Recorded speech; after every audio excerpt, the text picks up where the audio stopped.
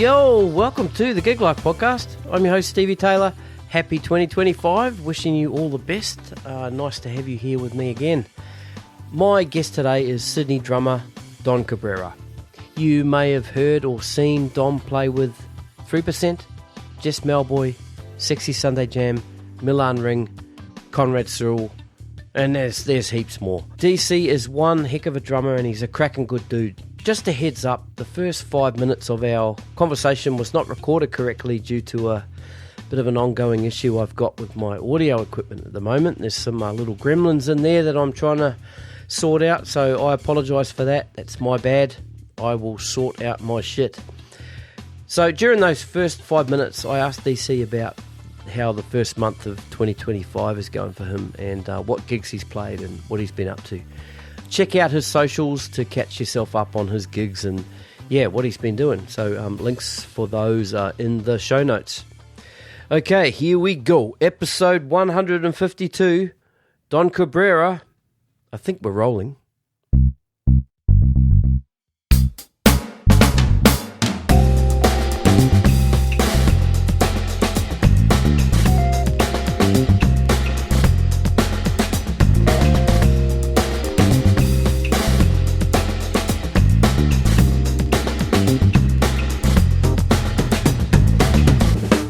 Have you ever had any other job?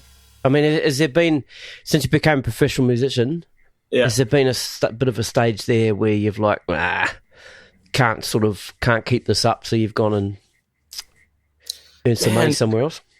Blessed not to have had to, except for COVID, really, was the pause.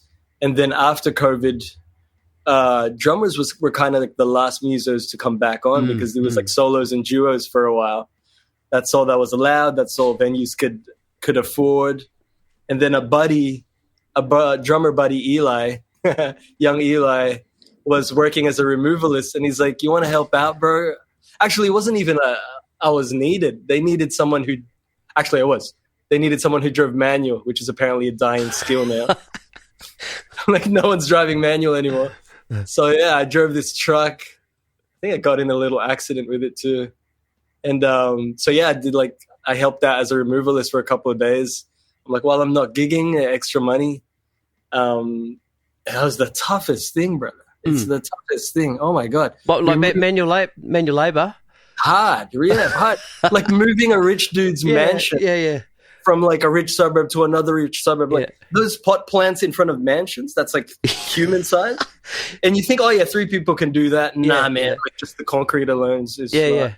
But then there's the mental stress of can't drop this fucking thing. That's probably that's my drums. That's my drums right there. Like hard. And the next thing you know, it's like 10 p.m., 11 p.m. You guys are still going, and I'm like, it made me appreciate what I do and what we do, man. I'm like, oh my God, thank God. We do what we do. Yeah, it was hardcore. So you, correct me if I'm wrong, you moved to Australia from Philippines 2000, year 2000. Yes, so before we roll from 2000 onwards, tell us about how it all began, man. So which part of the Philippines are you from? Appreciate the research, by the way, bro. Of course, man. I'm from Quezon City, born and raised till I was 12. So that's in Manila. Okay, so let's talk about your upbringing, your early schooling, when the music came into it. Do you have a musical family?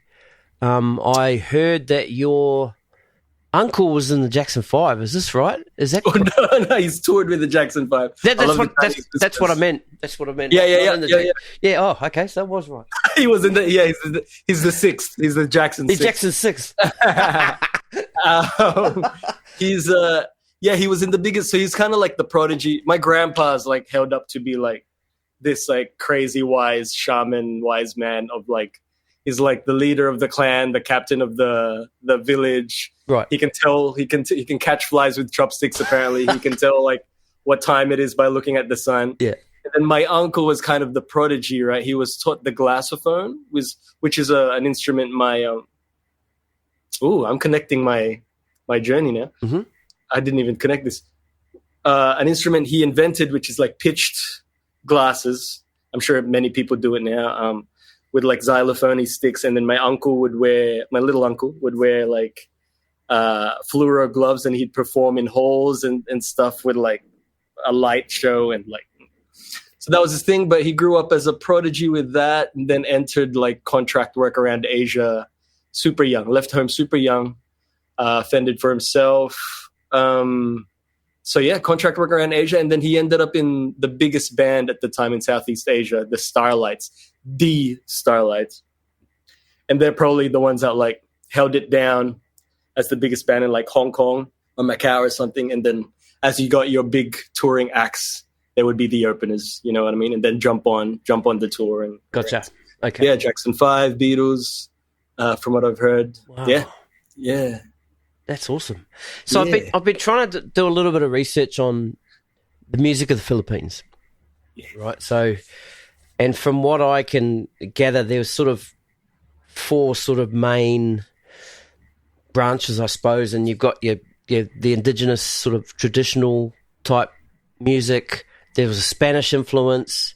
You've got the American sort of culture came into the music, and then, you know, the contemporary type sort of stuff that we got today. So when you were coming up and listening to music, where did you find yourself sort of in those 4? Did you know, based on your uncle and that kind of stuff, were you more into the traditional stuff, or did you come in like a young guy listen to sort of the American influence kind of stuff coming into the Philippines?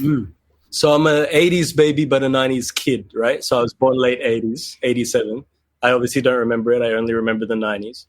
The family was musical. So mom sang, auntie sang professionally as well.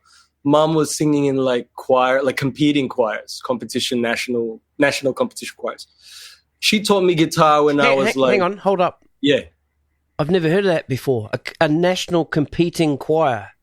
Yeah, like as in How like she would... How do you judge that?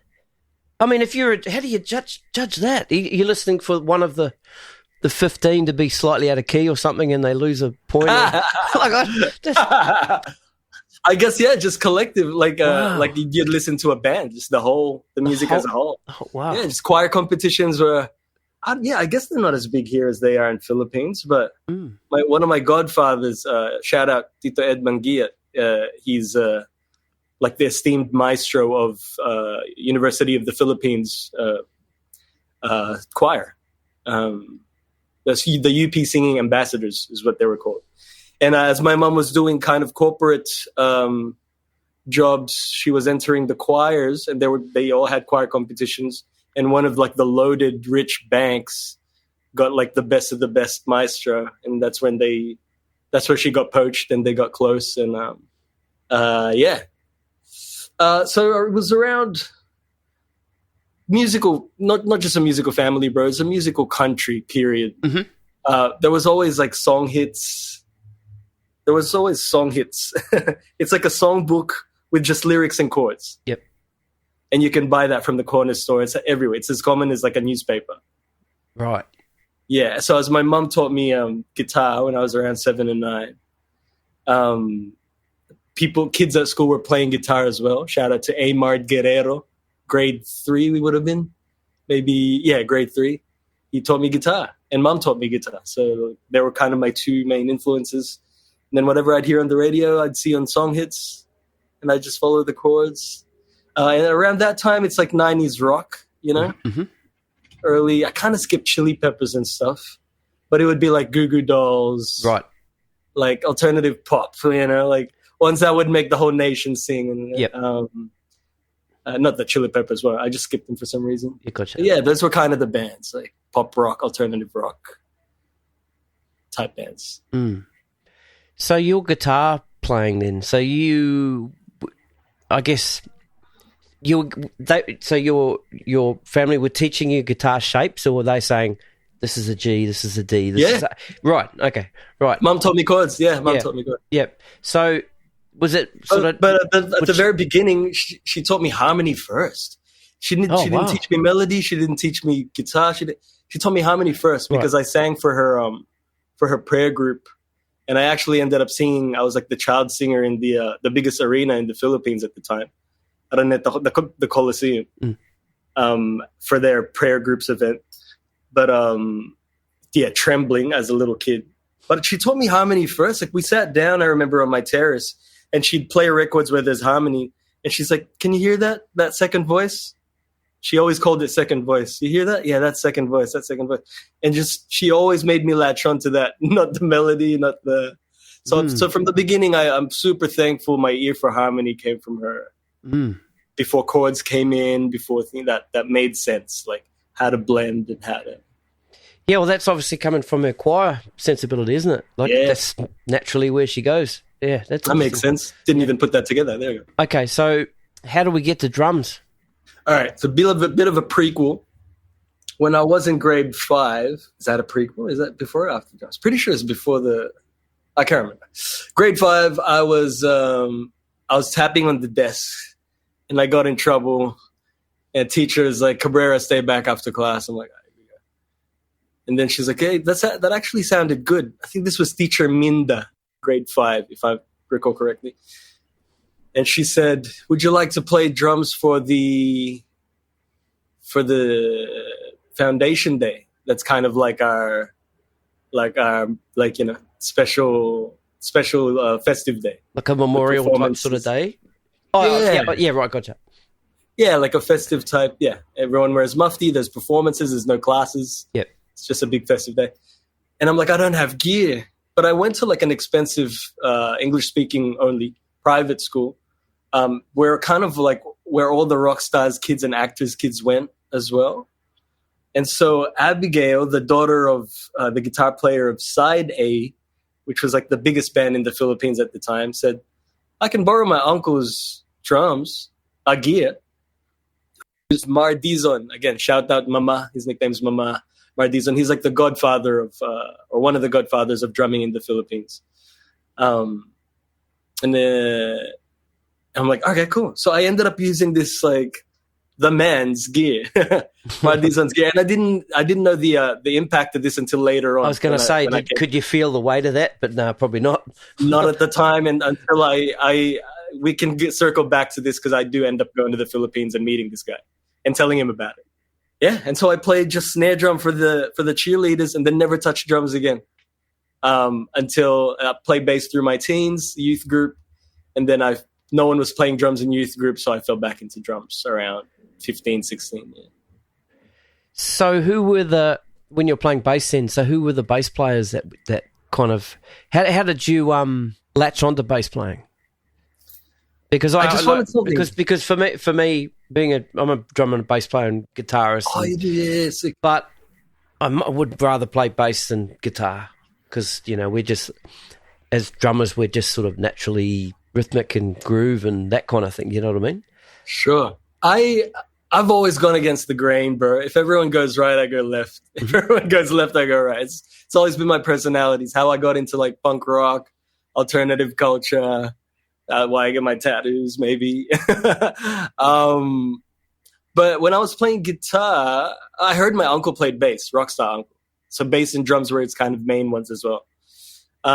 Tito Delfin, by the way, his name is Delfin Contreras. I need to shout him out. When I was learning plucking with guitar, I noticed the first string I'll play is the bass note.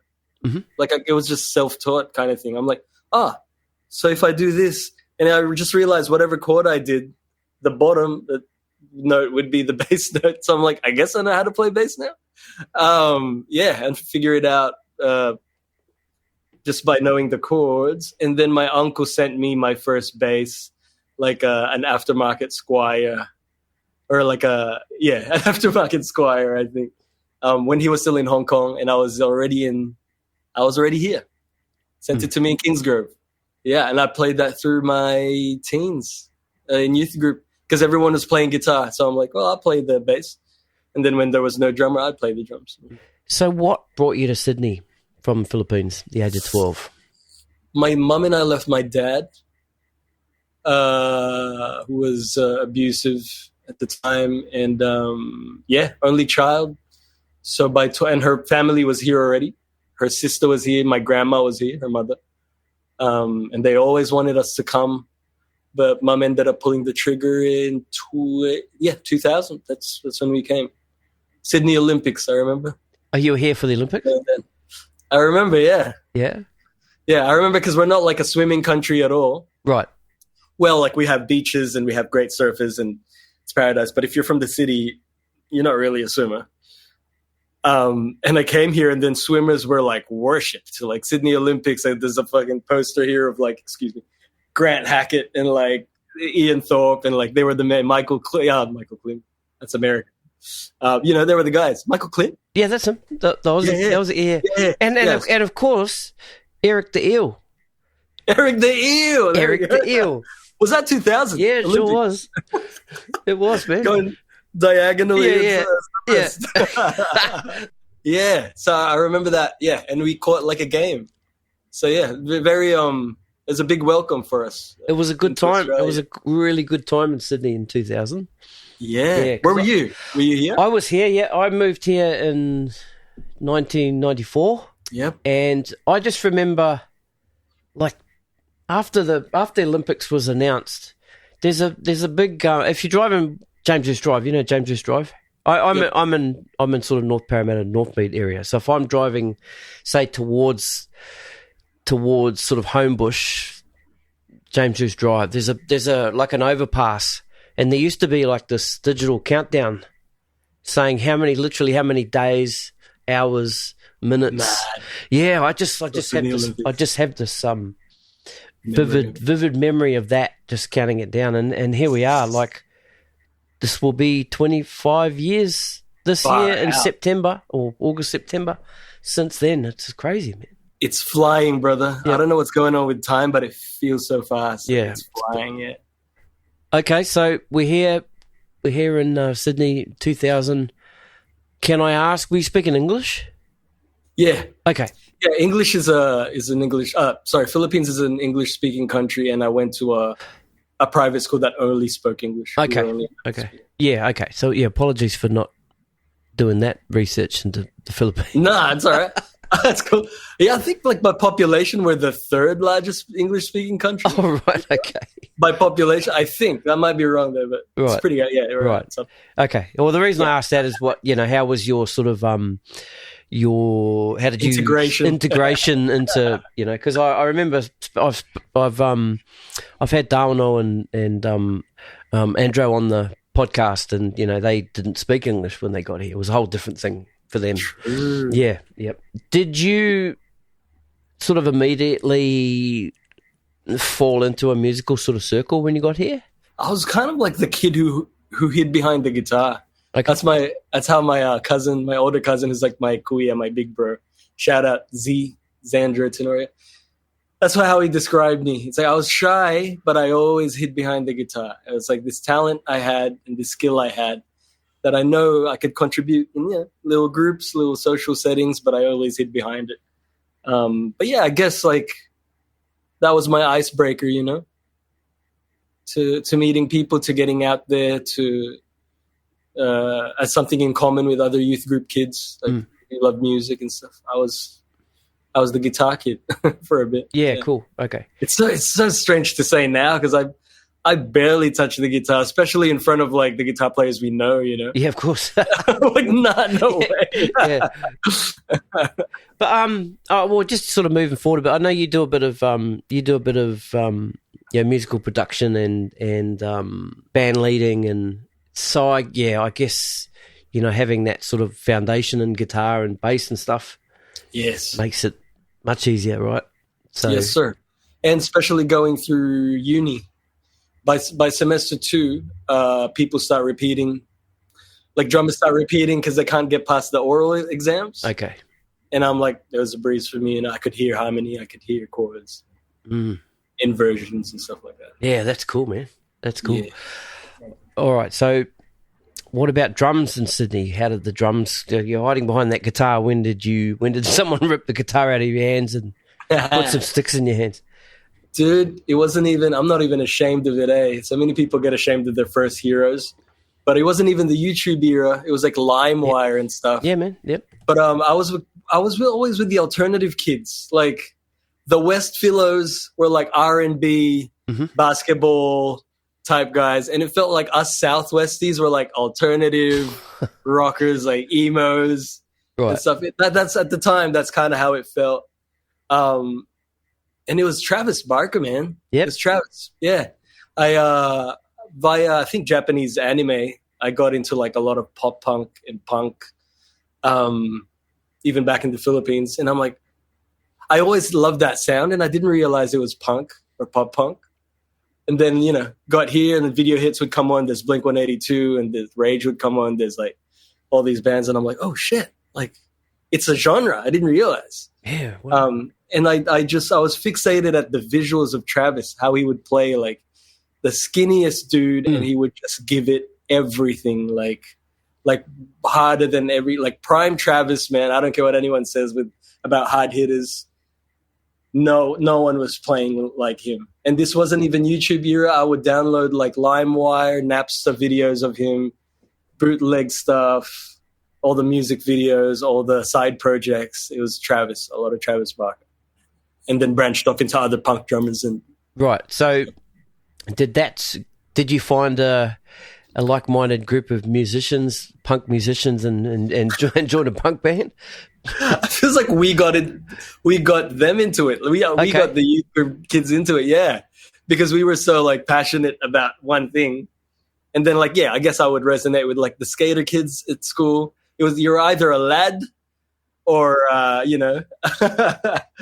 or a wog or I don't know if I can get cancelled by saying that. I don't know what's like legit anymore. You won't get cancelled here, but don't worry about that. You're either a wog, a lad, an islander, or like those were the demographics in Kingsgrove High, right? Okay. But I was like, who was I? Yeah, I guess I resonated with like the musos, the alternative kids, like the skaters a little bit, some of the lads. Yeah, so I felt like we loved it so much. Like that's that type of music that we got the other kids into in the youth group and stuff. Yeah. Gotcha. So when did gigging start then? Did you ever do that? Because there was so it would have been mid 2000s, I suppose. Are we talking here? Because there was a scene late 90s, early to mid 2000s. There was a punk rock sort of alternative scene here. If you got in with some promoters, you could play like the Bexley Inn, Wentworth Phil Hotel. Wow. You could play out. There used to be a pub out at Windsor that's not there anymore. You used to play Mount Druitt Hotel. Like this was the circuit, and because I was in a band around, like an alternative band around that time, we were doing that circuit. Like what type of stuff? Like what? Oh, it was original stuff. It was kind of what would you sort of primacy, Chili Peppersy, Metallica. Like it's I don't know. I've got some tapes. I've got some recordings. I'll send you one. You can check it out. And you're playing drums. You're playing drums. Yeah. Played drums. Yeah. But yeah. Curious as if you sort of got into a scene like that. I would have been like 13, so I didn't really. Yeah, I was more in youth group. I didn't really know about the venues. I guess only like the punk shows from America that we'd hear about, and they'd come here. And when I was like mid-teens, a bit later, I'd start going to. But I wish I knew about the scene here more, because I did end up getting into like Australian punk bands eventually. And alternative bands from here eventually. So how did your drumming begin to sort of evolve into sort of where you're at now? Because I watch you now, and having you said that you had the Travis Barker sort of thing, I've watched a lot of your videos over the last few days, and I can kind of, I can not so much hear it because the sound is completely different, but I can kind of see the way you sort of hold yourself, that there's a little bit of that Travis Barker influence on the way that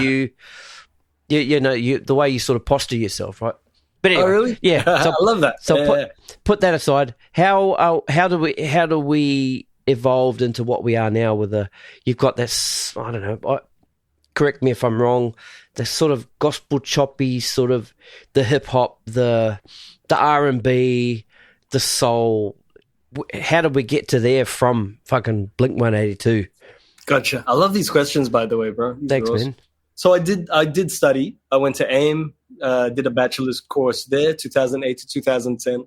And at the time, man, YouTube was new, like slow. Like you use those computers and like you need to like start loading it, chat to your friends, and then come back come back and then you got a bit. Yeah. And it was like, Chris Dave, a lot of Chris Dave, like early Chris Dave trio stuff. There wasn't much on YouTube yet.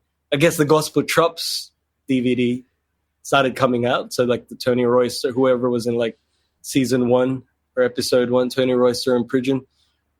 But it was a lot, much from the rock stuff to the gospel stuff. I guess Thomas Pridgen. Wow, yeah, I'm verbalizing this for the first time. Right. You're making me realize things, man. It was Thomas Pridgen because I watched Letterman every night and the Mars Volta was on. And I'm like, who is this topless black dude? Like, big smile. He's playing rock. Yeah. He's playing rock, but big smile, facials and stuff. Playing rock, but not in a way I've seen played before. Not with that dexterity, not with those combinations, not with that sound. I was jaw dropped, and I think I went to AIM because I wanted to study what that is. Like, what is that?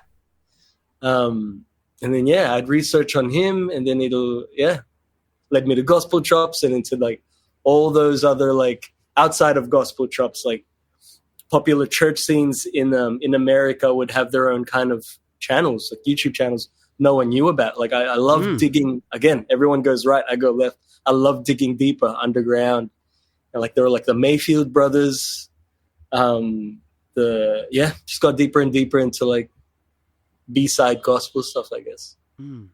At the time. And even when I entered AIM, so from high school I did retail for 3 years, and then I did an AIM audition without a HSC. I don't know how I got in. It's still not many people were into gospel. I remember, like, I started with, like, kind of like with Anthony Tupai and those kind of West Side boys, Sydney West Side boys that played in churches too. They were kind of on it with me. So, like, we'd get together and be like, oh, this gospel thing, this lick, that lick.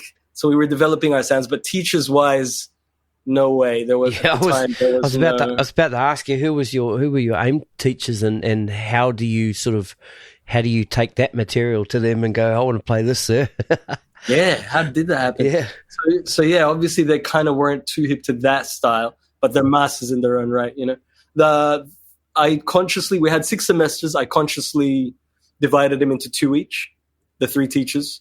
Shout out to them: Andy Evans, Dave Plenty, and Nick Cecile. Okay. So I felt like Andy Evans kind of was my beginner teacher, got me to, like, snarey, rudimentary stuff.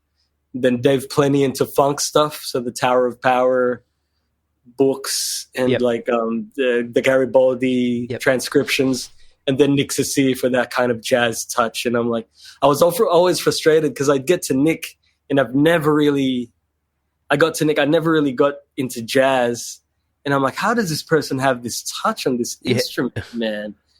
And it's not like he's got low velocity. Like, his sticks were still, like, he gets high, but, like, the finesse was amazing. To this day, like, he'd post a video and I would just watch the whole thing and go, Nick, man. He's really one of the unsung heroes in Sydney, I think. Love Nick's playing. So a lot of the jazzy stuff like that. And I think every time they were like, it was a thing where I had to pick my tune. Example, like an ensemble performance or something. Yeah, I'd bring in one of those, so I'd get the teacher into it too. Gotcha. And we'd look at it together. Okay. And then the things I can't figure out, they'd figure out. And so it's kind of like. Yeah, that's cool. So what were you playing? Were you playing in bands of the nights that you're at AIM? Did you have a cohort of fellow musicians, or that you met who were playing gigs that needed a drummer that night? Were you doing that sort of thing? And was sort of two-part question there. were those bands or, ensembles or whatever, different types of music? You just talked about how the three teachers had you had the rudimental, I guess that would kind of go hand in hand with the jazz sort of stuff, but then Dave Plenty was teaching you the funk sort of stuff. Were you in situations where you could develop that stuff by playing them live in bands around town? Oh, not till later. So I started gigging like by trimester 5. Mm-hmm. So by semester 5, that's when I was kind of gigging, and that's kind of eventually what led me to stopping AIM, because I'm like, I'm here to be studying this, to be able to do this, but I can't gig because I'm studying. So eventually I did defer for a decade because I finished in COVID online. Oh, did you? Oh, yeah, I saw. Seen the picture of you throwing your thing up in the head thing up in the air. Yeah, so through COVID, they started calling like the people who didn't finish, and they're like, "Hey, you want to do like your leftover? You're not doing anything. You want to do your leftover units online?" Oh, how good's that? So, That's awesome. Like a decade later, you wouldn't think of doing that yourself, right? Sort of. No, yeah. So I remember gigging with teacher Nina Harris. God bless. Shout out to you. She was a vocal teacher, and I was gigging with her in like a hotel. I did a few hotel gigs with her. She'd play piano and I would just play drums quietly. Yep. Like jazzy style, I guess. So I guess I got to apply it there, just fake my way through like I'm keeping time for her really. Yeah. And then I started getting into bands that guys were starting. There was a band, DOME. There was a hip hop band we all started, or like a couple of rappers started, and then a bunch of us AIM kids joined, and we were like under EMI's development department for a bit and all that. But the express through the scene, the music scene, was the Darryl Beaton Jam, Darryl Beaton D1 Cartel Jam every Wednesday at the Civic. I'd carry my heavy ass cymbals after class, try and invite as many other guys who want to come to come catch. I'm like, bro, they're the best. Let's go, and everything. And then we'd watch like, God bless Kevin Mendoza, one of my mentors in Big Bros, play there. Yanya, the whole crew, Martinez brothers, Darryl, and every Wednesday we were there. I remember like, we were so green. Like the first jam, they called Superstition. I didn't know what it was. Oh, really? Yeah. And they had like the torch of shame, where if they shine it on you, you're out. Yeah, and they were kind of teasing me with it, like yeah. So that was kind of like the my way through the scene, and then the guy started mentoring me and started passing me gigs. I started covering stuff for Kevin. I think shows for Kevin. Let's move right forward now to last year, and as most people know, Kevin passed away last year. And at that tribute memorial night, unfortunately, we didn't get to see you play too much with the band, which you had rehearsed right up to, right? Yeah. Yeah. So, time restraints. Because I sat here and watched that memorial. It was unbelievable. And then, because time got cut short, and the D1 Cartel didn't get to play too much. So that was answer this if you want to or if you don't. But how did that sort of feel, man? Like that's surreal, bro. Surreal. I still look back to it now. It's like feels like a lucid dream. Like first of all, the news of him passing away, all the way up to like the preparations for the funeral, to the memorial, to everyone being like, when else do you get to see the Sydney music scene really come together? And it feels surreal. But we joke about it as a cursed gig because we didn't get to do it out of time restraints. And I'm like, I was stressing about it. Like I spent like dark nights here, like listening to Kevin's playing and learning the parts, you know? Yep. And then, but every time we've tried to do it since, something will happen and it wouldn't go through again. So it's been like He's got something to say about it, man. Never even thought about it like that. Yeah, it's So just this is my gig, brother. Yeah. I love you, but this is my gig. Eternally, eternally is. God bless. No, yeah, we tried again, like for Dre's birthday and for something else, and like one time Daryl just had surgery, so he couldn't perform, and the other times, it hasn't worked out yet. So we'll see, eh? Yeah, we'll see if we end up playing it. But surreal times. Yeah, this was really unfortunate, but Kevin and I missed each other to do a podcast together by about 40 minutes. And this was a few years ago. Like he had come home. He was doing some Christmas sort of stuff. We'd talked back and forth before he got here, and we were going to meet up and do the podcast.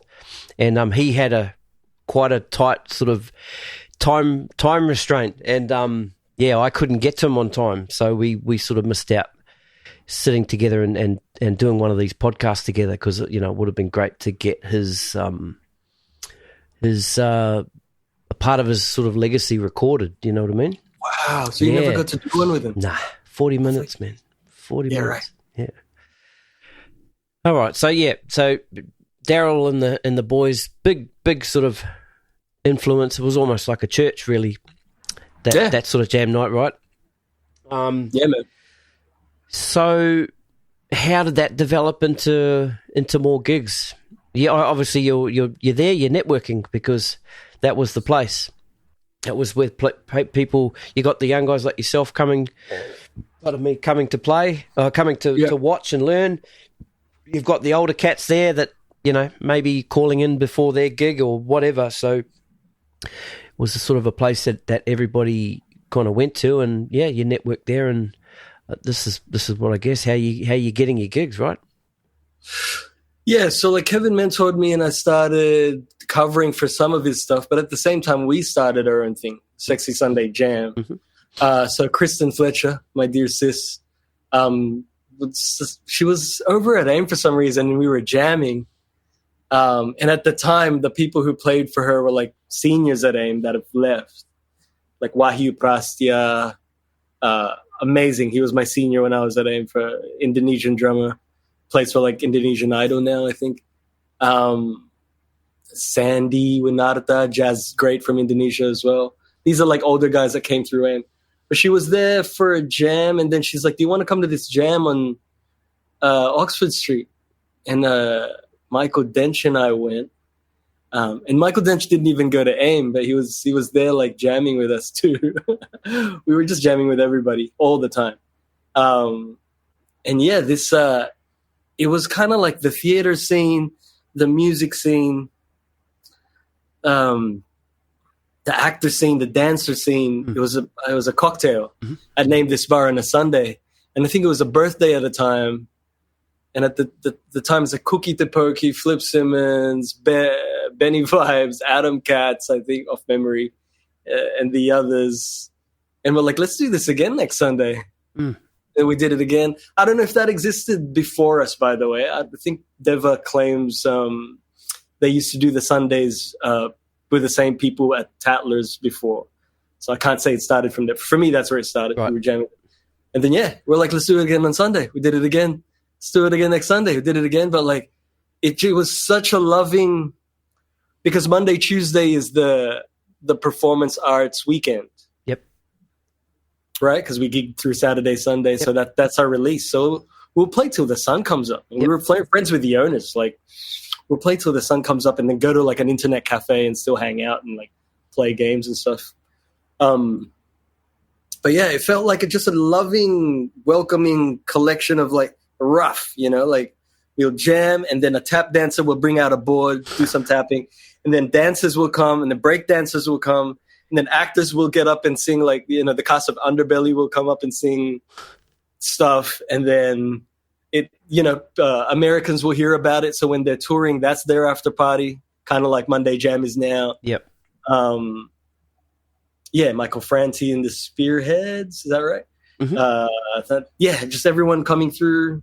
Blue Man Group. I was like, so that was the scene for a while. Sexy Sunday Jam every Sunday at Name This Bar at Oxford Street. And that's yeah, I feel like that's where our careers started, because you gain a name as a group, and then you start getting poached for different projects, like, Right. So Wendy became Guy Sebastian's MD. Kyle played bass for Mauboy. My first artist gig was like kind of Timbermatic at the time. So we started doing session stuff as kids. And then coming back on a Sunday to practice what you learned and release. That's cool, man. Yes, get together. So the Monday Jam. So I know they're two separate sort of things, but what came first? The Sunday Jam come first? I think we came first. That's why they called themselves Monday Jam. Here we go. Tell me in the comments, fellas. Yeah, well, I mean, you could technically say that the week starts on a Monday, so you're at the end, so you're last. Yeah, what came first? The chicken, or the egg. That's right. No, off memory, we came first because they used to come to our jam. Okay. But they were probably more refined because they were like con kids, Right. And they're probably like, we can do this cleaner, and it was a different vibe. But thank God, like the most of these, you're going to start a war here, mate. Seriously. It was already a war. It was a war back then already. Nah, I love those guys. I've spent many years with Monday Jam as well. Yeah. But yeah, they were at the Lansdowne when they started. Yep. I remember that. Yeah, off memory, I think we started first. Yeah, that's why they called themselves A Different Day. Yeah, very cool. So yeah, Timbermatic, you're saying, was your first sort of would you say major artist at that time? Yeah. Do you remember the weight of that at the time? Nah. Dude, I had this freaking to be fair, it was probably a dumb question, because you don't strike me as someone that would be stressed, or I reckon you've got yourself together enough. That kind of stuff, that's just water off a duck's back. Nah, thanks. Nowadays, I like to think I do, but I did have my moments where I'm like, I'd say yes to something and then get into the material 2 days off, and I'm like, oh shit, this is too late. Well, I mean, I've had those years too. Definitely more prepared now, and I know how to not stress myself out now.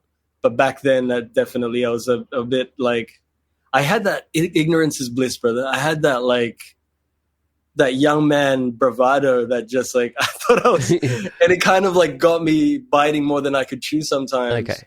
And I probably a couple of years where I thought I was better than what I was, but all formative stuff, bro. All learning, until you eat shit, then you don't really learn and realize. I'm like, okay, next time I will learn the songs more. Next time I will not play that chop there, and next time I will. Okay, so on that sort of super confidence, I'm just going to chuck the word sort of cocky out there, and can you remember the first time someone kind of pushed back on that? It's like, oh man, you're a little. Have you had that? I mean, this dude's a bit too much. Yeah. And in hindsight, that's what's cringy. It's like at the time you don't even realize. No. You got tunnel vision. Yep. And then but you look back and I'm like, oh, I was a bit harsh there. Yeah, just over keen sometimes. And I remember, here we go, specific instance, right? So Cookie, the Sexy Sunday Jam was Cookie's, and then he was going away, so it couldn't happen for a few weeks. But everyone was so hyped and excited about it. And we're like, let's go again next Sunday.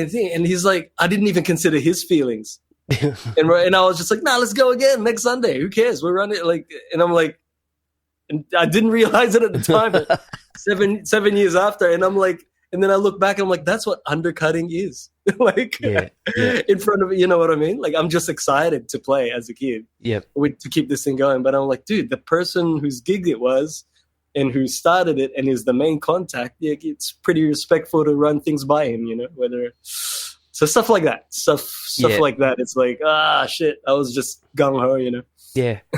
What about on a gig though? Have you oh yeah, man, done a gig and think, okay, well, I've got this, or and then you kind of either don't get called back or get the call, sort of don't rock up to rehearsal, man. Yeah, there's been recordings that never saw the light of day. I remember I've recorded one where I'm like, yep, they're not going to keep that one. They probably got another drummer. Again, I didn't learn this stuff. or I wasn't as good as I thought I was. It's definitely those years.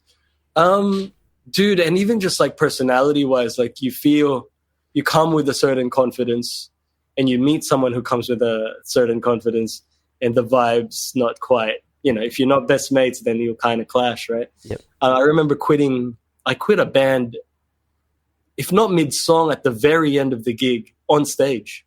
Oh, right. At Three Wise Monkeys. Yeah, we were like face to face like that. Oh, shit. Going hard on each other, and he's like, letting go of words like you'll never work in the city again. Yeah. And, Did you say to him, I'm never fucking doing this gig. There's no way I'm cutting my drums up those fucking stairs again. Yep. That contributed to the stress, brother. I was like, because I'm like probably feeling entitled. I'm like, can someone help me with these things, man? Yeah. And at the time I wasn't a wise gigger. I was like, I had the heaviest gear, dude. Yep. Like die cast hoops on this Mapex Orion.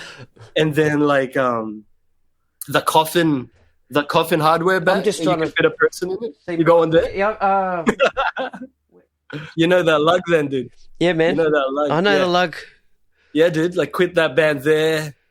Got home crying, like talking to my best mate on the phone. I'm like, bro, there's been those, dude. There's been those. Yeah.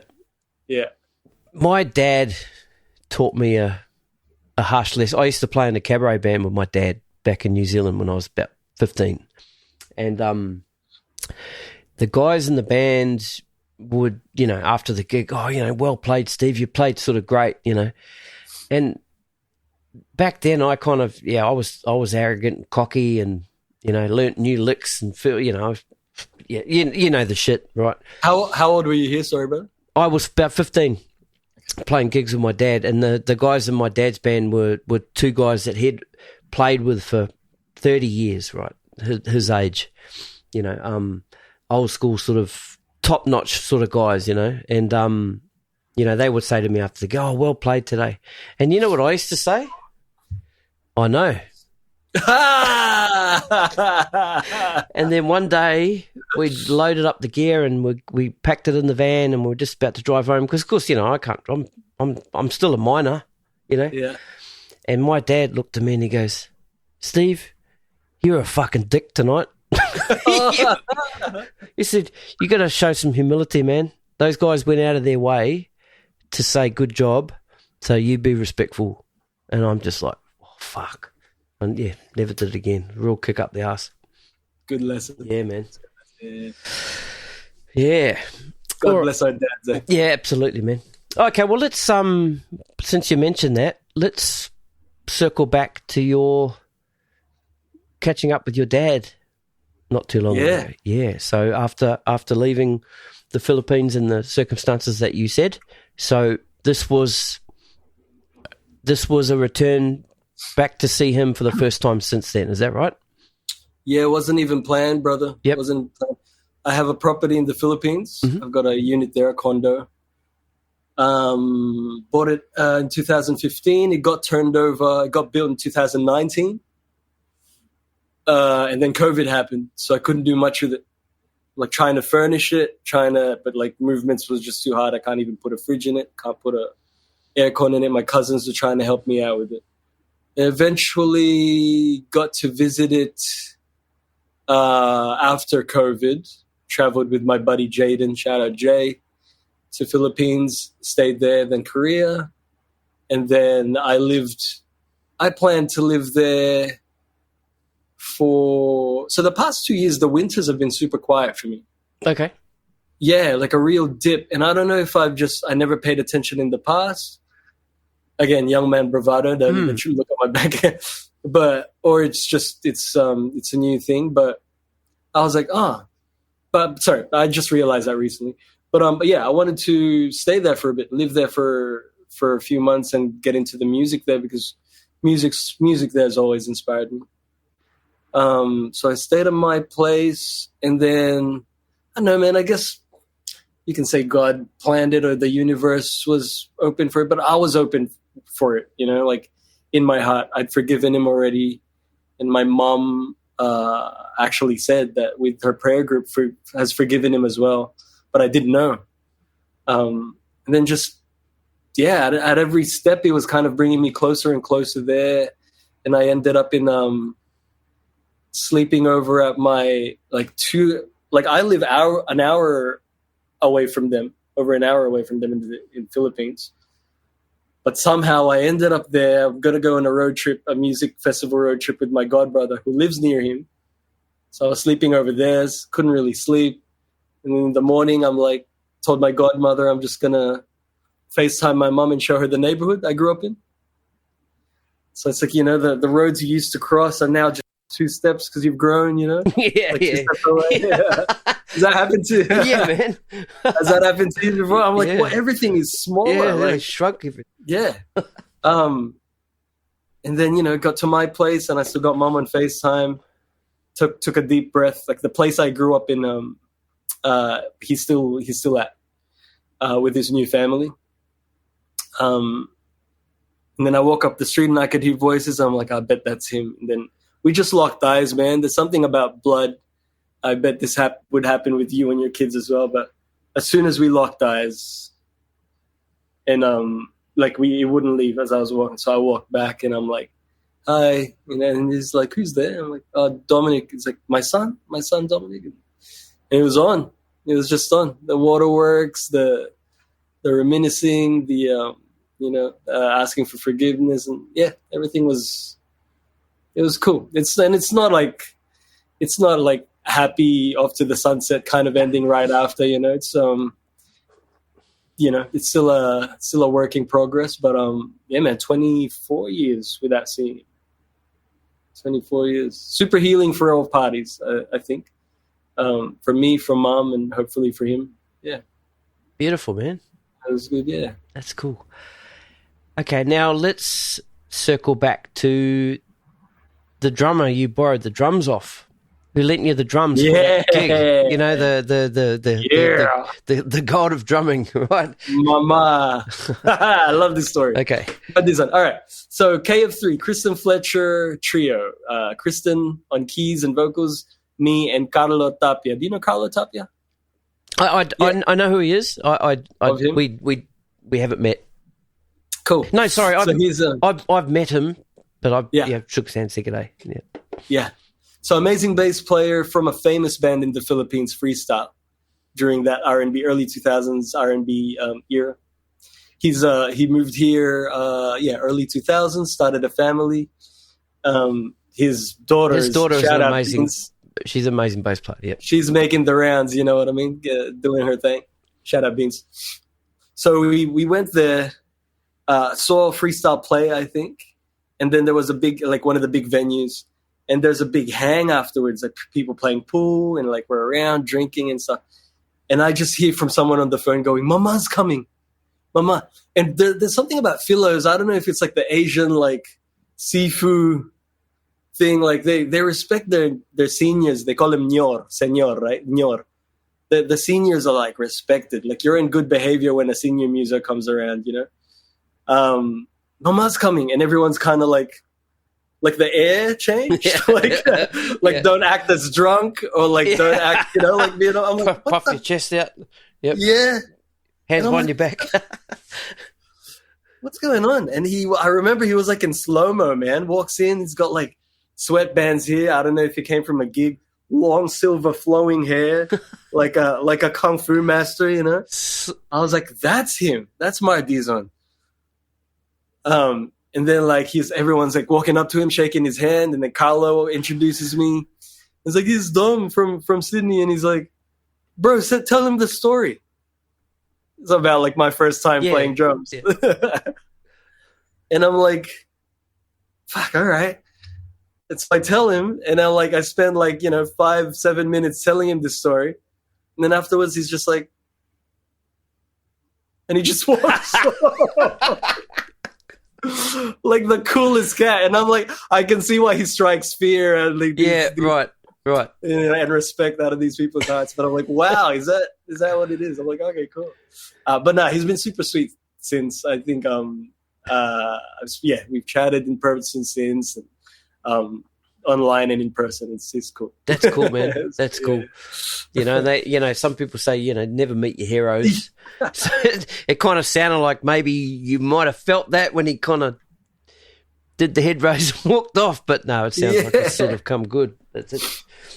I've had worse moments of that though, man. I'm sure, I don't know if you have too, but like, never meet your heroes. Yep. It's like, yeah, it's definitely, there's still people at the end of the day. You know what I mean? Like you don't, it's a mixed bag of moods, personalities, like the legends we all hold up high. Yeah. You don't know what you're going to get. It's a strange phenomenon, isn't it? Like, yeah, they're just fucking people, man. Yeah. Yeah. Let's talk a little bit about drums, actual drums, drum sets and stuff. Yes, sir. So you are a Sonor endorsee, right? Yeah.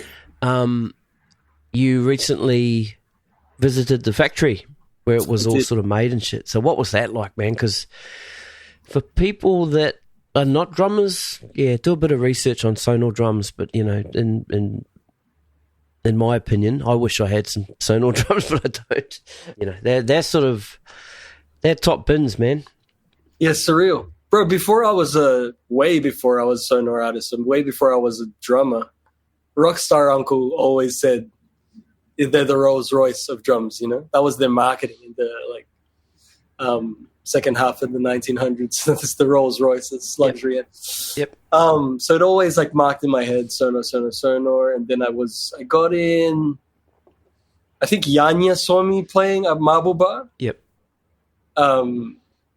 And Kevin was mentoring me at the time as well. And then it was actually 10 years since I signed to the month when I visited the factory. So what a way to celebrate that. I was on tour in Germany with 3%, Reeperbahn Festival. I chose to stay back. So from Hamburg, I went to Bad Berleburg, small country town. The Sonor factory wasn't originally there. It wasn't too far from there, I think, but that was the second place from the original place that they moved to shortly after. I think still within the 1900s. Pretty sure. It's been there for a while. And our new A&R rep, shout out Nico Lange, was super welcoming. Picked me up from the hotel. Had like a spread for me, like I don't know if it just lives there. There's like sandwiches and stuff by the office, like the demo room. There's like the museum little room with like stuff from like early 1900s, these pedals and stuff. The vintage kit before the reissue. Memorabilia of like Steve Smith and like the Roy Haynes and like the earlier artists. And then the demo room, they have like Sonor mugs, and the bin was Sonor. The seats were Sonor. Like the brand was so strong, bro. Like proper German pride, you know what I mean? Yeah. And there's like 70 people working in that factory. They take me through like from the beginning of the process to the end. Got to meet the good people, shake their hands. Awesome, man. And like, the things I've been playing over the years all came from there, bro. Like, made by these people by hand. Like, yep. And because it's not to perfection. It's not a super modern sort of building or anything like that, is it? It's got that sort of that touch of handmade. Do you know what I mean? Yeah. There's that touch of Yeah, that's cool, man. Because I'm going to Europe in October, so I've been we're doing a sort of family thing. So I'm looking at where locations and certain places are and seeing if I'm able to duck off to places like that. And, so I'm just, when I saw that you'd been there, I had a bit of a look and then looked where we're going to be. And it might be a little bit too much of a stretch. Let me know, man. Yeah, man. I can try and link it up, bro. That'd be awesome. Know. Appreciate that. It's surreal, brother. It's surreal. So much history in that place. And they were getting ready for the UK drum show at the time. Okay. So they would have been getting kits ready for... Yeah, so you go to the back and it's like, Chris Coleman's kit's ready to go, all glad wrapped and stuff, Who else? Benny's kit, Benny Grubb's kit's like all glad wrapped, ready to go. All the SQ2s ordered in different places. Around the world? Around the world. It's like, this one's going to New Zealand, this one's going to, I'm like, wow, man, like, it's all there, it's all there. So how often do you practice? Do you have time to practice much? I mean, you've got your studio there, and I'm sure a lot of time is put into prepping for shows and whatever sort of other production sort of stuff you're doing. Do you get much of a chance to sit down and just sort of shed and develop concepts? And if you are sort of trying to develop concepts, what are you working on at the moment? I love that question. And it's always, your eyes just roll back in your head when I said that. Oh, I love that question. Your eyes roll back. It's great because it's like things I should face. Like, how do I answer this honestly? See, practice for me should be in getting more vocabulary and having a book there, or maybe just this is what I don't get to do. I mean, there's obviously a different way. Who says it has to be that way? Yeah, you know what I mean. Yeah. But for me, I think what I should be doing is like, getting through some of the concepts in the books I've always said I'd do, but I don't. Running through vocab independence, ingesting more vocabulary. But I kind of just the cycle now, the natural cycle nowadays is like me just going through videos on YouTube or listening to records, and like the things that stick out to me, concepts that stick out to me, I'll shed until it goes in different directions, you know? And it's still just freedom around the kit. Always. It comes down to that. It's like, am I free to do this? Am I free to do that? Am I free to do this? Because I actually don't find I've never looked at myself as a natural drummer, man. I've maybe looked at myself, this might be the first time I'm verbalizing this. I've looked at myself as a natural musician. Mm-hmm. Like, I've always had an ear for it. I know when something's off. I know when something's dragging, rushing. But physically, as a natural drummer, I feel like there are way more natural, gifted drummers out there, and I have to work more to get it to what I want, or, to keep up. So, yeah, just like, I don't know, just freedom. Back then, and unlearning habits is a big thing, because I did start studying it late. I already had some bad habits in place.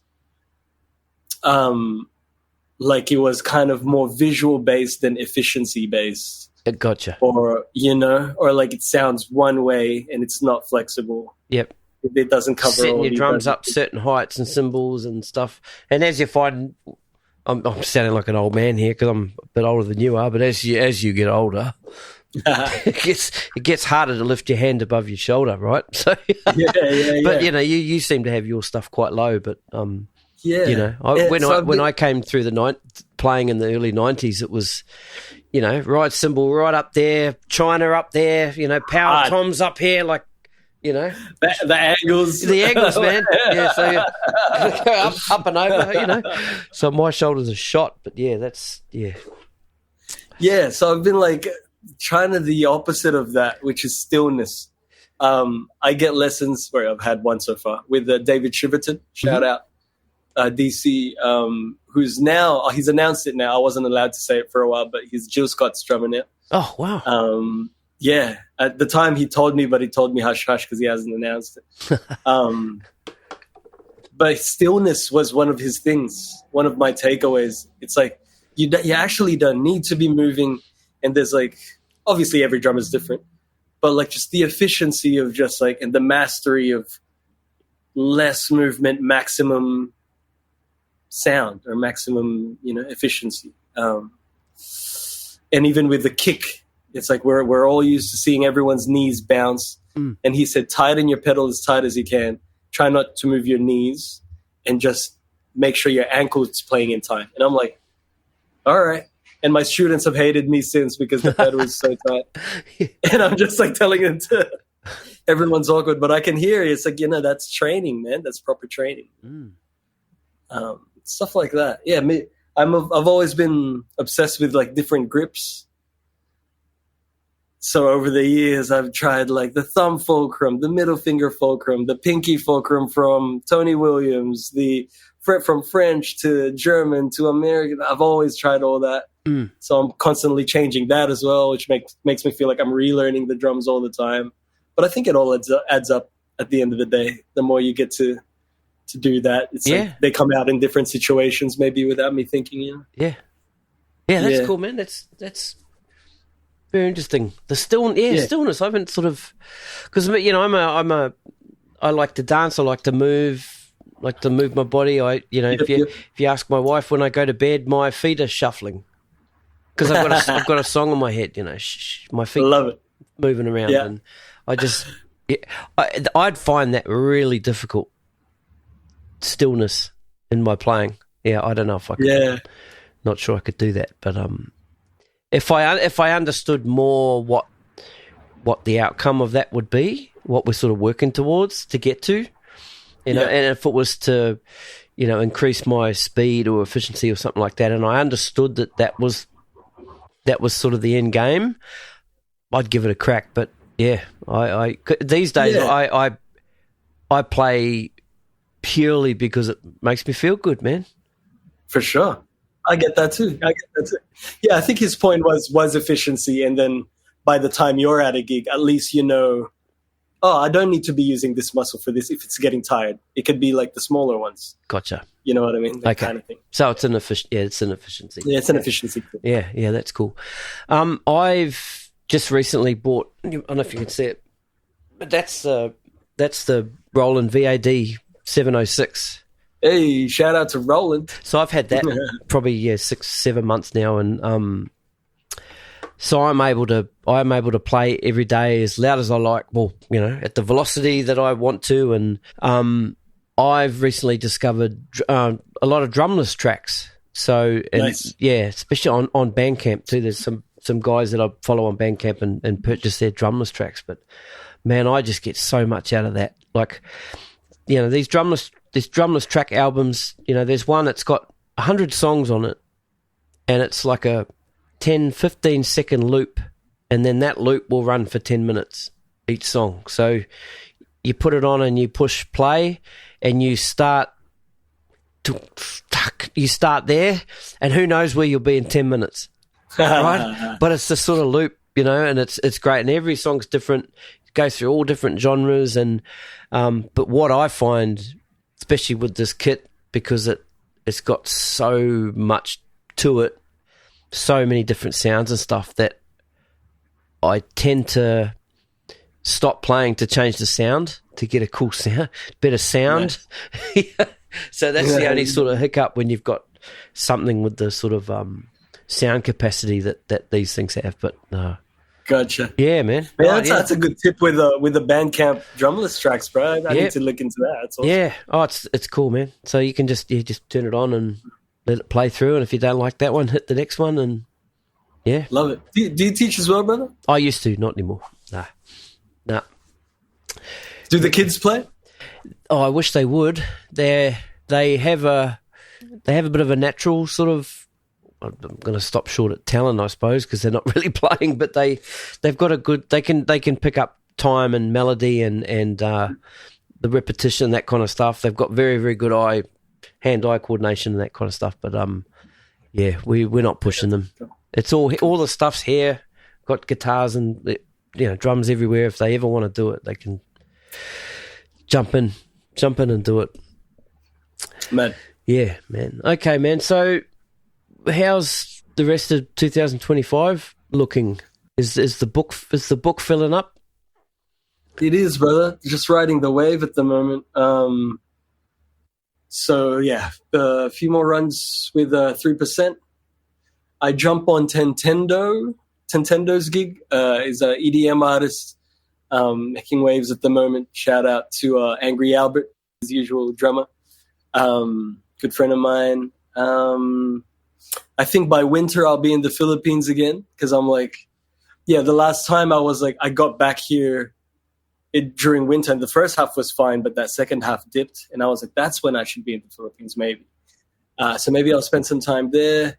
It's Sonor's 150th anniversary this year, so we got invited to NAMM, which I couldn't make, but we also got invited to, there's like a full weekend happening there with everyone, with the artists, Coleman, and then I think that's September, October. Oh, you're there October, right? September, I don't know if it's September, October. I think it's September. Coleman, Greb, get all the international artists there for a weekend. Some activities, some bonding. That's cool. Yeah, man, just gonna ride. Maybe my best mate Andre Kaman, shout out, wants to go to Japan at some point, so I might accompany him there. Mom wants to go to Spain at some point, I might accompany her there. But just riding the wave, brother. Man, been so blessed to be a musician in Sydney, and that's all I've had to do, and I get by okay. So super blessed to be here with the opportunities that are here. Beautiful, man. Well, DC, it's been awesome to chat with you, man. We did try to do this towards the end of last year, but I got crook, couldn't talk, had a shit voice for it, and then the whole sort of Christmas thing just got crazy. But yeah, glad to be sitting with you here and with Elmo on your shoulder there, sitting behind you in your studio. As always. Once I've had a few drinks, he ends up here. The man. The man. Cheers, brother. No, long time coming, man. And I love that you've had the other guys, and I love that you're doing this, period. And that you're keeping the music scene alive, and the attention, the stories alive, and hearing the other bros on it too, and sis and sisters. So cheers, brother. Appreciate it, brother. All right, man. Look after yourself. You too, brother. See you, bro. Cheers. Later, man. Yo, it's Stevie here. I hope you enjoyed that episode. If you dig the Gig Life podcast, please subscribe, share, leave a review. Please follow us on Instagram and TikTok. You can send me a message if you have an idea for a guest, or if you just want to say hello. This podcast is free, costs you nothing. But if you find the value in the Gig Life podcast, you can leave a tip or a donation. Links are in the show notes on your app. That's it for me for now. Catch you next time, guys. Cheers.